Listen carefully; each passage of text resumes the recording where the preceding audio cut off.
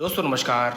मैं हूं पंडित अवनीश दुबे और आप सभी देख रहे हैं आपका अपना यूट्यूब चैनल हिंदू हृदय को। दोस्तों, पुराणों के अनुसार श्री कृष्ण ने 8 स्त्रियों से विवाह किया था जो कि उनकी पटरानियां बनी थी। रुक्मिणी, जामवंती, सत्यभामा, कालिंदी, मृत्यविंदा, सत्यायानी, नग्नजिति, भद्रा और लक्ष्मणा। तो आइए जानते हैं श्री कृष्ण द्वारा इन 8 के साथ किए गए विवाह की कहानियां। दोस्तों, पहला है रुक्मिणी। विदर्भ राज का भीष्म नामक एक वीर राजा था। उसकी पुत्री का नाम रुक्मिणी था। वह साक्षात लक्ष्मी जी का ही अंश थी। वह अत्यधिक सुंदर और सभी गुणों वाली थी। नारद जी द्वारा श्री कृष्ण के गुणों का वर्णन सुनने पर रुक्मिणी श्री कृष्ण से विवाह करना चाहती थी। रुक्मिणी के गुणों की चर्चा सुनकर भगवान कृष्ण ने भी रुक्मिणी के साथ विवाह करने का निश्चय किया था। रुक्मिणी का एक भाई था जिसका नाम रुक्मी था। उसने रुक्मिणी का विवाह शिशुपाल के साथ तय कर दिया था। जब यह बात श्री कृष्ण को पता चली तो वो विवाह के एक दिन पहले बलपूर्वक रुक्मिणी का हरण कर द्वारका ले गए। द्वारका पहुंचने के बाद श्री कृष्ण और रुक्मिणी का विवाह हुआ। दोस्तों, दूसरा है जामवंती। सत्रजीत नामक एक यादव था। उसने भगवान सूर्य की बहुत भक्ति थी, जिससे खुश होकर भगवान ने उसे एक मणि प्रदान की थी। भगवान कृष्ण ने सत्रजीत को वह मणि राजा उग्रसेन को भेंट करने को कहा, लेकिन सत्रजीत ने उसकी बात नहीं मानी और मणि को अपने पास ही रखा। एक दिन सत्रजीत का भाई प्रसेन उस मणि को लेकर जंगल में शिकार करने गया। वहां एक शेर ने प्रसेन का वध करके वह मणि छीन ली और अपनी गुफा में छिपा लिया। कुछ दिन बाद वृक्षराज जामवंत ने शेर को मारकर वह मणि अपने पास रख ली। सत्रजीत ने मणि चुराने और फिर भाई का वध करने का दोष श्री कृष्ण पर लगा दिया। इस दोष से मुक्ति पाने के लिए श्री कृष्ण उस मणि की खोज करने के लिए वन में गए। मणि की रोशनी से श्री कृष्ण उस गुफा तक पहुंच गए जहां जामवंत और उनकी पुत्री जामवंती रहती थी। श्री कृष्ण और जामवंत के बीच घोर युद्ध हुआ। युद्ध में पराजित होने पर जामवंत को श्री कृष्ण के स्वयं विष्णु अवतार होने की बात पता चली। श्री कृष्ण का असली स्वरूप जानने पर जामवंत ने उनसे क्षमा मांगी और अपने अपराध का प्रायश्चित करने के लिए अपनी पुत्री जामवंती का विवाह श्री कृष्ण के साथ कर दिया। दोस्तों, तीसरा विवाह हुआ था भगवान श्री कृष्ण का सत्यभामा के साथ। मणि लेकर श्री कृष्ण द्वारका पहुंचे।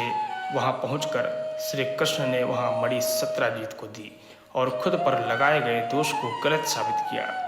श्री कृष्ण के निर्दोष साबित होने पर सत्रजीत खुद को अपमानित महसूस करने लगा। वह श्री कृष्ण के तेज को जानता था, इसलिए वह बहुत भयभीत हो गया। उसकी मूर्खता की वजह से कभी श्री कृष्ण की उससे कोई दुश्मनी न हो जाए, इस डर से सत्रजीत ने अपनी पुत्री सत्यभामा का विवाह श्री कृष्ण के साथ कर दिया। दोस्तों, चौथा विवाह भगवान श्री कृष्ण का हुआ था सत्या यानी नग्नजिति के साथ। कौशल राज्य के राजा नग्नजिति की एक पुत्री थी। उसका नाम नग्नजिति था। वह बहुत सुंदर और सभी गुण वाली थी। अपनी पुत्री के लिए योग्य वर पाने के लिए नग्नजित ने शर्त रखी। शर्त यह थी कि जो भी क्षत्रिय वीर 7 बैल पर जीत प्राप्त कर लेगा, उसी से 7 नग्नजिति का विवाह किया जाएगा।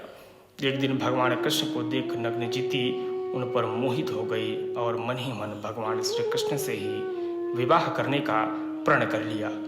भगवान कृष्ण की बात जान चुके थे। अपनी भक्ति की इच्छा पूरी करने के लिए भगवान कृष्ण ने 7 बैल को अपने वश में करने उस पर विजय प्राप्त कर ली। भगवान का यह पराक्रम देखकर नग्नजित ने अपनी पुत्री का विवाह भगवान श्री कृष्ण के साथ कर दिया। दोस्तों, पांचवा विवाह भगवान श्री कृष्ण ने कालिंदी के साथ किया था। एक बार भगवान कृष्ण अपने प्रिय अर्जुन के साथ वन में घूम रहे थे। यात्रा की थकान दूर करने के लिए वे दोनों यमुना नदी के किनारे बैठ जाते हैं। वहाँ पर श्री कृष्ण और अर्जुन को एक युवती तपस्या करते हुए दिखाई दी। उस युवती को देखकर अर्जुन ने उसका परिचय पूछा। अर्जुन द्वारा ऐसा पूछने पर उस युवती ने अपना नाम सूर्यपुत्री कालिंदी बताया। वह यमुना नदी में निवास करते हुए भगवान विष्णु को पति के रूप में पाने के लिए तपस्या कर रही थी। यह बात जानकर भगवान कृष्ण ने कालिंदी को अपना भगवान विष्णु के अवतार होने की बात बताई। उसे अपने साथ द्वारका ले गए। द्वारका पहुंचने पर भगवान कृष्ण और कालिंदी का विवाह किया गया। दोस्तों, छठवां विवाह भगवान श्री कृष्ण ने लक्ष्मणा के साथ किया था। लक्ष्मणा ने देवर्षि नारद से भगवान विष्णु के अवतारों के बारे में कई बातें सुनी थी। उनका मन सदैव भगवान के स्मरण में भक्ति में लगा रहता था। लक्ष्मणा भगवान विष्णु को ही अपने पति के रूप में प्राप्त करना चाहती थी। उसके पिता यह जानते थे। अपनी पुत्री की इच्छा पूरी करने के लिए उसके पिता ने स्वयंवर का एक ऐसा आयोजन किया जिसमें लक्ष्य भेद भगवान विष्णु के अवतार श्री कृष्ण के सिवा कोई दूसरा न कर सका। लक्ष्मणा के पिता ने अपनी पुत्री की विवाह उसी वीर के साथ करने का निश्चय किया जो कि पानी में मछली की परछाई देखकर मछली पर निशाना लगा सके। शिशुपाल, कर्ण, दुर्योधन, अर्जुन कोई भी इस लक्ष्य को भेद न सका। तब भगवान श्री कृष्ण ने केवल परछाई देखकर मछली पर निशाना लगाकर स्वयंवर में विजयी हुए और लक्ष्मणा के साथ विवाह किया। 207वां विवाह भगवान श्री कृष्ण ने मित्रविंदा के साथ किया था। अवंतिका उज्जैन की राजकुमारी मित्रविंदा के विवाह के लिए स्वयंवर का आयोजन किया गया था।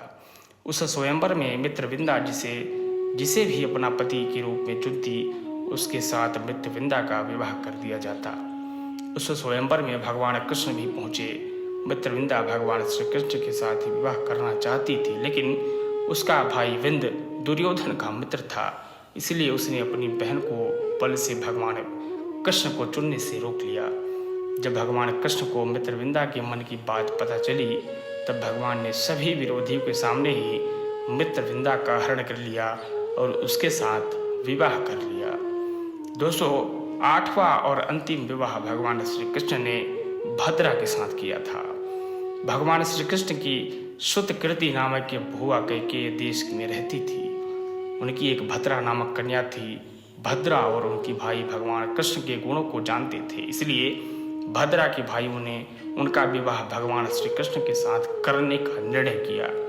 अपनी भुआ और भाइयों की इच्छा पूरी करने के लिए भगवान कृष्ण ने पूरी विधि विधान से साथ भद्रा के साथ विवाह किया। दोस्तों, इस ज्ञानवर्धक वीडियो में इतना ही।